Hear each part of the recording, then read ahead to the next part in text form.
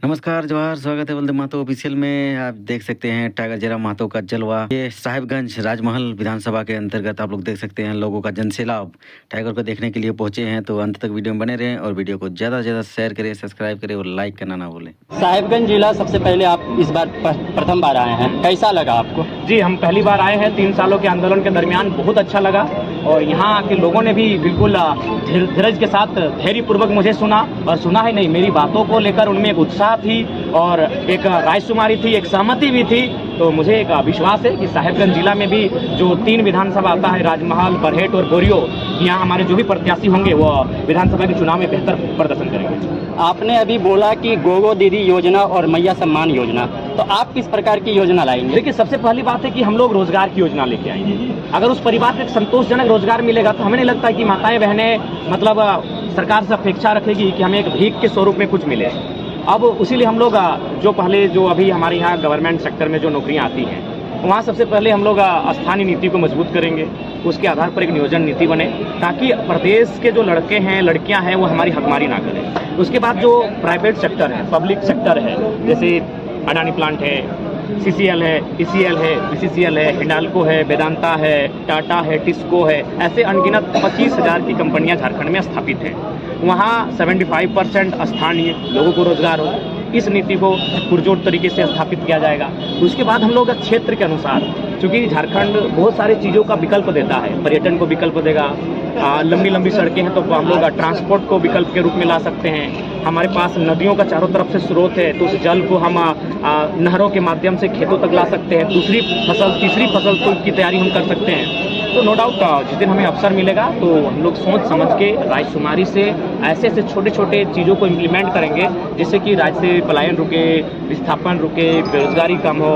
उन विषयों पर हम लोग कटिबद्ध रहेंगे। पिछले दिनों मुख्यमंत्री जी ने राज्य की जो प्राथमिक विद्यालय और मध्य विद्यालय की जो रसोईया बहनें हैं उनको 2,000 से 3,000 रुपये कर दिया है।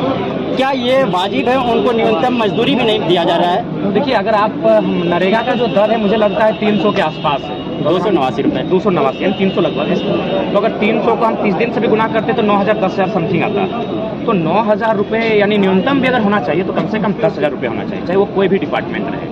अगर उससे कम मिल रहा है यानी हमें लगता है कि आप स्वयं उन्हें, भले आप कहते हैं कि बंधुआ मजदूर नहीं, बाल मजदूर नहीं, और आप उन्हें बंधुआ मजदूरी करा रहे हैं। यानी आप जो संविधान में 23-24 में जो ये बंधुआ मजदूर का जो जिक्र किया गया है, भले आप कानूनी दांव पेच में सफल हैं, लेकिन अगर व्यवहारिक नजरिए से देखा जाए तो एक तरह से बंधुआ मजदूरी हैं जिनको आप 2,000 रुपये मंथली दे रहे हैं। आप पर आरोप लगता है कि आपके ही कुछ साथी आरोप लगा रहे हैं कि आप जातिवाद कर रहे हैं, लेकिन क्या आपके संथाल परगना के एरिया में तो कुर्मी बहुल आबादी नहीं है, इसके बावजूद इतनी भीड़ यहाँ पर जमा है? देखिए, इसका उत्तर आप दीजिए, क्योंकि मीडिया ऐसा नहीं कि जब नेता हो तभी आप इंटरव्यू में बात रखेंगे। आप खुद इस बात को पक्ष रख सकते हैं कि यूँ तो जयराम महतो भी लोग आरोप लगाते हैं, लेकिन लगता है कि आरोप निराधार है। क्योंकि आज बोरियो में उनका कार्यक्रम था, बोरियो में हजारों की संख्या में माताएं बहनें लोग सुनने आए। राजमहल में कार्यक्रम है, अगर वहाँ भी लोग सुनने आते हैं तो फिर ये जातिवाद का कोई टेग ही नहीं है। गोड्डा से हम आए, देवघर से हम आए, हम साहिबगंज एंट्री कर चुके हैं। तो यहाँ कुर्मी समुदाय रहती है, ऐसा बात नहीं है, लेकिन उतनी मात्रा में नहीं है जितना धनबाद, बोकारो, रामगढ़ और हजारीबाग, गिरिडीह में रहती है। तो समर्थन तो जोरदार मिला है। तो ये केवल उनका एक प्रोपेगेंडा है,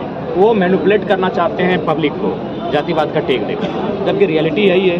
हमारे बगल में मोतीलाल सरकार जी बैठे हैं, हमारे मड़ैया भाई बैठे हैं, पीछे जवाहर दादा बैठे हैं, सब अलग अलग समुदाय से हैं। बस उस नज़रिए से आपको देखना होगा और मेरे इर्द गिर्द के लोगों को भी देखना होगा और समझना होगा चीज़ों को। झारखंड में आप 1932 का संविधान का मुद्दा उठाते रहे हैं, लेकिन अभी चुनाव भी आ रहा है, तो इस मामले में क्या करें? देखिए, खतियान का मुद्दा हमारा सदैव रहेगा। झारखंड की आइडेंटिटी सदैव प्राथमिक रहेगी। चुनाव लोग हमें वोट करें ना करें, सत्ता में आए ना आए, ये मुद्दा अहम है।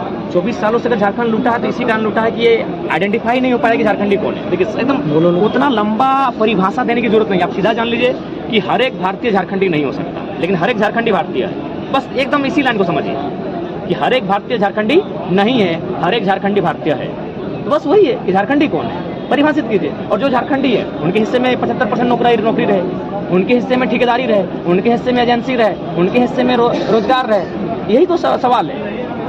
झारखंड के संथाल परगना में बीजेपी के द्वारा उठाया जा रहा है कि झारखंड ये बांग्लादेशी का घुसपैठ वाला मामला। देखिए, सबसे पहली बात, अगर घुसपैठ का मामला है तो बीजेपी केंद्र में है, और जो बॉर्डर होता है वो केंद्र की जिम्मेवारी होती है। उसके बाद आप प्लांट कहाँ लगाए हैं? गोड्डा में। अब बिजली किसको दे रहे हैं? बांग्लादेश को है। तो ये केवल चुनावी मुद्दा बना रही है। अगर सच में वो जेन्युइन है तो सबसे पहले आप अडानी साहब को कहिए कि जो आप बिजली बना रहे हो झारखंड में इन्वेस्ट करें, क्योंकि जमीन झारखंड की है, जमीन हमारी है, मारपीट हमारे साथ हुआ है। तो ये बांग्लादेश से रिश्ता खुद रखते हैं व्यापारिक दृष्टिकोण से, यानी फायदा होता है तो रिश्ता रखते हैं, और वोट लेने के लिए फिर कहते हैं। अगर वास्तव में घुसपैठ हुआ है तो हम लोग बिल्कुल स्पष्ट कहना चाहेंगे कि आदिवासी राज्य में किसी प्रकार का कोई घुसपैठ ना हो। इसलिए ना हो कि उससे क्या है कि ट्राइबल की जो आइडेंटिटी हो डैमेज होगी, उनकी भाषा डैमेज होगी, उनकी संस्कृति डैमेज होगी, और धीरे धीरे क्या होगा, जैसे असुरी जनजाति आज विलुप्त होने वाली है, बिरोहर प्रजाति आज विलुप्त होने वाली है, बिरजिया, पहाड़िया, बहुत सारी आदिवासी कौम ऐसी हैं जो विलुप्त होने के कगार पर। कारण क्या है कि अन्य लोगों का उनकी सीमाओं में प्रवेश करना, तो बिल्कुल